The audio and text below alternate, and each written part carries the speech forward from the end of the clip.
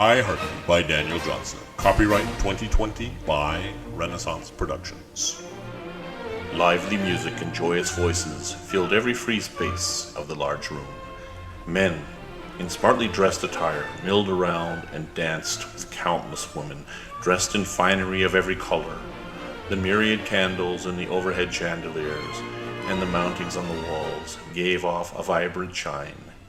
It lit the people with a complimentary soft amber that was reminiscent of fine oil paintings.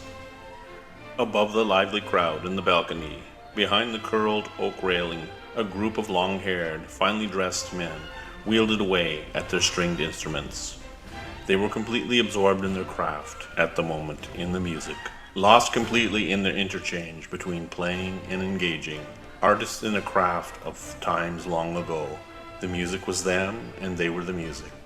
They were carried along by the clapping and the excitement of the crowd, who bobbed and danced to the sound. They themselves were lost in the musical experience that now ruled this moment and these people. This was not a spectator sport. It was rather one that called up all the senses and beckoned the group to completely engage in this reality. Wide flowing dresses of every color floated in the air. Ribbon-held hair bounced with every step and every jump that the fresh-faced women took. Perfumed wigged men in fine waistcoats struggled to conceal their awkwardness. They could scarce hold their composure as the brilliant smiles lit the faces of all in the room. A mixture of younger and older people surrounded the floor with smiles no less vibrant and strove to talk to each other above the din of the music and clapping. Young eyes of opposite sexes scoured the room, occasionally making cautious and evasive eye contact with each other, searching, dreaming, wanting, waiting for that one moment. Young men and women all searched for the one clue that would open the door to the well-crafted fantasy they had dreamt since their youth, using all the skill and insight that older and confident mentors had schooled them in. Don't look too long. Be sure to smile, but not too much. Do not make eye contact. Initiate it. Make sure your smiles are light and supple. Do not be overbearing or too forward. Wait for the clues before you react. The dizzying list was endless, but each of them strove to search their memories so they could hold every advantage. Lost in the crowded room were two young women whose shouting was overshadowed by the din. Just two more bright faces that made up this buoyant event, like some more words within the pages of a novel, but unique and essential to certain men who noticed them, who pondered their merits and planned what method they would use to initiate contact. "The sampling is quite diverse this evening," said one of the women, as she slightly leaned forward to the other.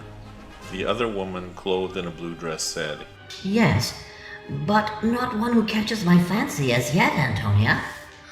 "I believe your scanning has been a little too cursory this evening, Antonia," said the other.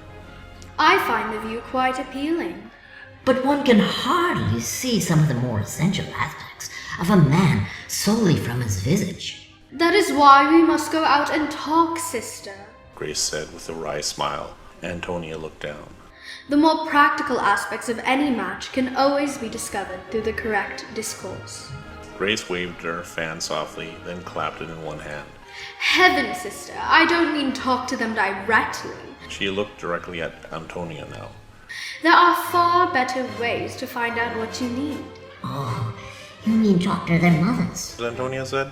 Grace stared at her and paused a moment. "For heaven's sake, Antonia, were you born in a barn?" Grace said, looking away. "The worst person you could speak with is their mother. There is no better way to ruin all of your chances as speaking with a man's mother." Antonia forced herself to look up. As fear rushed through her, she looked down again. Under her breath, she said, "Then what?" Grace opened her fan and began to flutter it. "I do declare, sister, whatever am I going to do with you?" There was a long pause. "The widow Perkins," Grace said, exasperated. "She knows everything about everyone, and is more than excited to tell you what she knows than you are to listen." The music stopped. Everyone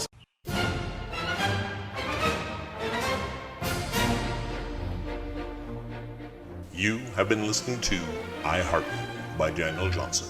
Copyright 2020 by Renaissance Productions. For this and other writings, go to genesis2112.com or search SULI Daniel Johnson on Kindle, iBooks, or Barnes and Nobel.